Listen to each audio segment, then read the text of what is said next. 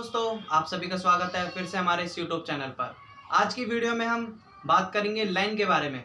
Line क्या है, line कितने प्रकार की है और लाइनों का क्लासिफिकेशन किस तरीके से किया गया है और उन क्लासिफिकेशन लाइनों का प्रयोग क्या क्या है, थिकनेस क्या क्या है, उन सभी चीज़ों के बारे में बात करते हैं। तो अगर किसी को पता है तो प्लीज़ मुझे कमेंट करके बताएं कि लाइन क्या है, एक छोटी सी डेफिनेशन देके। तो नहीं तो कोई बात नहीं, मैं पूरी कोशिश करूँगा आपको अच्छी तरीके से समझाने की। तो एक बात मेरे को और सबको ज़रूर पता होनी चाहिए भाई, ये क्या है। बॉक्स तो है लेकिन ये सरफेस कैसा है। सरफेस हमारा स्क्वायर है, सबको पता है, लेकिन इस सरफेस को बनाने के लिए भी क्या होगी, लाइन की ज़रूरत होगी। तो इस सरफेस को बनाने के लिए, इस स्क्वायर को बनाने के लिए लाइन की ज़रूरत पड़ेगी। तो इसमें कोई ना कोई देखो पॉइंट जरूर होगा। 1 पॉइंट, 2 पॉइंट, 3 पॉइंट और ये चौथा पॉइंट। तो लाइन की डेफिनेशन क्या है, एक पॉइंट से दूसरे पॉइंट तक मिलने वाली क्या होती है, रेखा कहलाती है। तो अब एक बात बताओ, जब भी हम इसको बनाएंगे, इस स्क्वायर को बनाएंगे, तो क्या करेंगे, चारों पॉइंटों को मिला देंगे, क्या बन जाएगा, हमारा स्क्वायर बन जाएगा। तो इसी तरीके से लाइनों का क्लासिफिकेशन किया गया कि भाई लाइन कितने प्रकार की है। तो लाइन कितने प्रकार की है, कोई बता सकता है? तो बताओ, जल्दी से जल्दी बताओ, क्योंकि लाइनों का क्लासिफिकेशन बहुत ज़रूरी है। लाइन कितने प्रकार की ये भी हमें पता होना चाहिए। तो लाइन हमारी सिर्फ 3 प्रकार की है। कौन कौन सी लाइन, ये भी जरूर ध्यान कर लेते हैं। एक होती है हमारी मोटी लाइन, एक होती है हमारी पतली लाइन, एक होती है हमारी मध्यम लाइन। कौन कौन सी लाइन होगी, thick line, medium line, thin line. ठीक है। अब एक क्या हो गया भाई, एक मैं कहानी की तरीके से पूरी कोशिश करूँगा बताने की। अब एक इंसान था जब, तो उसने एक ऑब्जेक्ट को बनाने के लिए लाइन की खोज की होगी। तो लाइन की खोज की तो उसे नापना भी जरूर समझा होगा। नापना समझा होगा तो जब हमने एक ऑब्जेक्ट बनाया, उसको नापा, तो उसे क्या करा, उसे एक छुपे हुए भाग को भी दिखाने की कोशिश की। उस आदमी ने जब वो करा, क्या करा, ऑब्जेक्ट बनाया, ऑब्जेक्ट को नापना वो करा, नापने के बाद उसको जो छुपा हुआ भाग है उसको बनाने की कोशिश की होगी किसी ना किसी लाइन से। उसके बाद जब हम कट कर देते हैं, उस कटिंग को भी दिखाने के लिए कोशिश की होगी। सेक्शन करते हैं तब उसके लिए कोई लाइन यूज़ की होगी। तो अब क्या करना है, इन्हीं चीज़ों के बारे में बात करनी है। तो सबसे पहले हम बात कर लेते हैं कंटिन्यूअस थिक लाइन की। ठीक है, कंटिन्यूअस थिक लाइन, लगातार मोटी। ठीक है। तो लगातार मोटी का जो होती है उसका क्या मतलब है भाई, उसका मतलब है कि ऐसी रेखा जो लगातार चलती रहती हो, रुकती ना हो। ठीक है। तो अब एक बात बताओ, अगर ये कोई बच्चा बनाएगा इस पूरे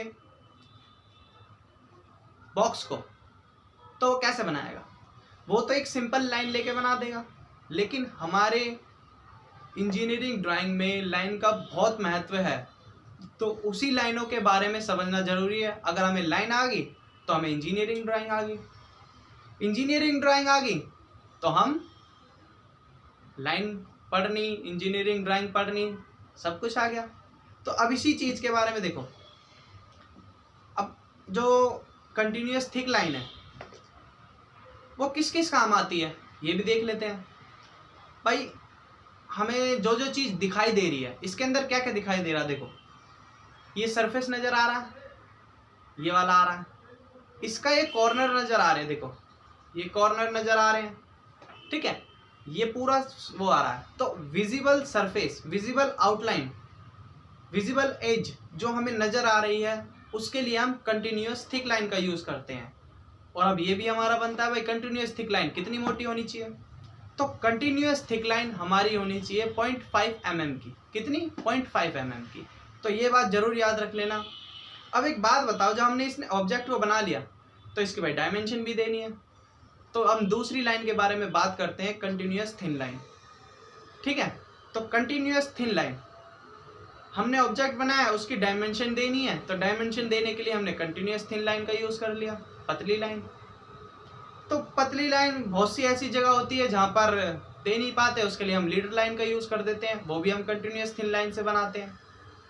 अब एक होता है डायमेंशन के साथ में एक लाइन होती है जो एरो से टच होती है। देखो इस तरीके से जब भी कोई एक लाइन, जब भी एक डायमेंशन लाइन ऐसे वो खींची होगी तो दोनों साइडों में एरो एरो यहाँ आएंगे, तो यहाँ पर कोई ना कोई लाइन जरूर होगी। उस लाइन को क्या कहते हैं प्लीज मुझे कमेंट करके जरूर बताएं।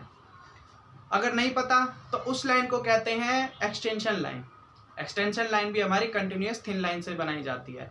और अब एक और क्वेश्चन आ जाता है, भाई कंटिन्यूअस थिन लाइन की मोटाई क्या है? तो कंटिन्यूअस थिन लाइन की मोटाई है 0.2 mm। कितनी? 0.2 mm, ये जरूर याद रखना, ठीक है। अब एक बात बताओ, जब हमने ये बना लिया, ये तो हमने बनाया स्केल से, अगर हमें फ्री हैंड बनाना है तो कंटिन्यूअस थिन लाइन का ही यूज किया जाता है, कंटिन्यूअस थिन लाइन का। तो continuous thin line free hand होनी चाहिए, ये तो हमने स्केल से बनाई। अगर हमें फ्री हैंड बनाना है, कोई इंस्ट्रूमेंट बनाना है, ठीक है, कोई स्केचिंग बनानी है, उसके लिए हम क्या करते हैं? Continuous thin line, free hand जो लाइन होती है उसका प्रयोग करते हैं। तो अब एक क्वेश्चन और आ जाता है कि भाई उसकी थिकनेस कितनी है? तो उसकी भी थिकनेस उतनी है जितनी कंटिन्यूअस थिन लाइन की है, 0.2 mm, ठीक है। अब एक बात ये है कि भाई हमने ये बॉक्स बनाया, तो बॉक्स बनाने के लिए क्या होगा? ये छुपा हुआ पार्ट है, इस छुपे हुए पार्ट को देखो इस तरीके से, अगर मैं देखूं इस छुपे हुए पार्ट को बनाना है तो कैसे बनाएंगे? अगर एक छोटा बच्चा बनाएगा तो इसे एक ही लाइन से रिप्रेजेंट कर देगा, लेकिन अगर कोई इंजीनियरिंग स्टूडेंट होगा वो इसे अलग अलग लाइनों से शो करेगा, भाई ये पार्ट ये है इसका, ये पार्ट ये है। तो इस छुपे हुए पार्ट को बनाने के लिए हमें डैश लाइन का यूज़ किया। किसका? डैश लाइन, तीसरी लाइन होगी हमारी। तो अब डैश लाइन का यूज़ किया गया, तो डैश लाइन किस काम आती है? छुपे हुए पार्ट के लिए। अब एक वो आता भाई क्वेश्चन आता है कि डैश लाइन की थिकनेस कितनी होगी? थिकनेस भी जरूर होनी चाहिए भाई, क्योंकि होगी तो उसकी थिकनेस होती है 0.3 mm। कितनी? 0.3 mm, ये जरूर याद रख लेना। अब जिस तरीके से कंटिन्यूअस थिक लाइन का क्या है? विजिबल सरफेस, तो उसका है हिडन सरफेस। जो भी हिडन सरफेस हो, चाहे वो हिडन एज हो, चाहे वो हिडन आउटलाइन हो, ठीक है, ये सारी चीज़ें हमारी डैश थिक लाइन से और डैश थिन लाइन से यूज़ की जाती है। अब डैश थिन लाइन की थिकनेस कितनी होगी? तो उसकी हो गई 0.2 mm, ठीक, कितनी होगी? 0.2 mm। अब एक बात यही चीज़ वो होती है कि भाई अब ये इतना ना रह गया, अगर ये बड़ा होता, इतना बड़ा होता और हमारी ड्राइंग शीट पे नहीं आता तो क्या करते हम? तो हम कुछ इसका पार्ट बनाते, उस पार्ट पे हम कट कर देते हम ये चीज़ दिखा देते भाई ये इतना पार्ट लगातार चलता जा रहा है। तो उस लगातार चलते रहने के लिए हमने कौन सी लाइन को यूज़ किया गया? उसके लिए हमें क्या यूज़ किया बताओ, कमेंट करके अगर किसी को पता है तो उसके लिए किया गया continuous thin straight zigzag line. क्या? Continuous thin straight zigzag line. तो अब क्या काम आती है वो बता दिया है कि कोई बड़े हिस्से को लगातार शो कराने के लिए उसके छोटे से पार्ट को कट करके दिखाया जाता है कि भाई ये हमारा लगातार इस तरीके से है, ठीक है, तो उसके लिए काम आती है। अब एक बात और आ गई भाई, उसकी थिकनेस कितनी है? तो उसकी भी 0.2 mm थिकनेस है। कितनी? 0.2 mm। अब ये हो गया।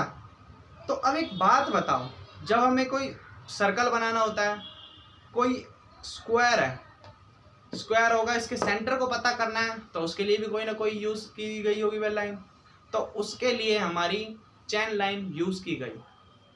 चैन भी हमारी थिक होती है, थिन होती है, दो तरीके की चैन होती है, चैन लाइन होती है, सॉरी चैन तो वो अलग तरीके के, वो सर्वे चैप्टर में है, लेकिन ये हमारा सिर्फ लाइन के बारे में है। तो चैन लाइन के बारे में बात कर लेते हैं। चैन लाइन हमारा सेंटर के पॉइंट को शो करने के लिए करी जाती है। तो सेंटर पॉइंट क्या है? सेंटर पॉइंट बनाने के लिए क्या होगा? तो भाई क्या करना हमें? एक हमें बीच से लाइन मार देनी है, एक यहाँ से लाइन मार देनी है, तो हमें पता चल जाएगा इसका सेंटर पॉइंट यहाँ बीच में है। तो अब एक बात और बनती है कि सेंटर लाइन तो पता चल गई, लेकिन सेंटर लाइन की कोई थिकनेस होगी, सेंटर लाइन थिक की होगी और सेंटर लाइन थिन की होगी। तो सेंटर लाइन थिक की थिकनेस होती है 0.3 mm, ठीक है, और सॉरी 0.5 mm होती है। कितनी होती है? 0.5 mm। ये जरूर याद रख लेना, क्योंकि ना थोड़ी ऊपर नीचे है, क्योंकि पता करने में थोड़ी सी दिक्कत पड़ती है, ठीक है। 0.5 mm है किसकी? सेंटर लाइन की, जो थिक होगी, जो मोटी होगी, और जो थिन होगी उसकी 0.2 mm होगी, ठीक है। अब एक यही चीज़ है पॉइंट, अब ये बना दिया हमने, तो इसको हमें अगर बाई चांस एक सेब है या यही चीज़ मान के चलो, अगर मैं इसे चक्कू से कट कर दूँ तो ये 2 पार्ट हो जाएंगे। 2 पार्ट हो गए, तो इन 2 पार्टों को शो करने के लिए भी भाई कोई लाइन जरूर होगी कि ये वाला पार्ट है, ये वाला पार्ट है। तो इन पार्टों को शो कराने के लिए भी हमारी सेक्शन लाइन होती है ज़्यादातर। तो वो भी हमारी किस लाइन से बनी है? वो भी हमारी चैन थिन, क्या हो गया, यही चीज़ तो है, chain thick and at of the change of direction. ये किस काम आती है? हमारी 2 पार्टों को डिवाइड करने के लिए, कटिंग के लिए, ठीक है, कटिंग के लिए यूज़ की जाती है, किसी ऑब्जेक्ट को काटने के लिए। तो अब एक चीज़ और भाई, उसकी थिकनेस कितनी है? तो वो हमारी क्या होगा, वो हमारी डायरेक्शन उसकी चेंज होगी, जेड टाइप में होगी। लेकिन क्या होगा, जो उसका बाहर की जो सरफेस की जो लाइन होगी वो क्या होगी? वो हमारी मोटी होगी, और जो बीच में सेंटर लाइन चलती जा रही होगी वो हमारी पतली होगी, ठीक है। तो इसीलिए 0.3 mm उसकी थिकनेस होगी। कितनी होगी? 0.3 mm। ये जरूर याद रखना, थोड़ा सा कन्फ्यूज़न है, लेकिन इस चीज़ को ही माइंड में अगर एक बार सेट कर लोगे तो तुम्हें लाइन के बारे में पूरी डीपली तरीके से पता चल जाएगा भाई लाइन क्या है, लाइन कितने प्रकार की, लाइन का क्लासिफिकेशन क्या, हर चीज़ के बारे में, ठीक है। तो अब हम बात कर लेते हैं एक और लाइन के बारे में, वो है चैन थिन डबल डैश लाइन। वो भी ज़्यादातर बाउंड्रियों के लिए यूज़ की जाती है। कौन सी? डिस्ट्रिक्ट होगी बाउंड्री, स्टेट बाउंड्री होगी, बहुत सी बाउंड्रियों के लिए यूज़ की जाती है, इंटरनेशनल बाउंड्री, बहुत सी बाउंड्री, ठीक है। तो इसी तरीके से आज हम यहीं पर हमें ख़त्म करते हैं इस लेक्चर को।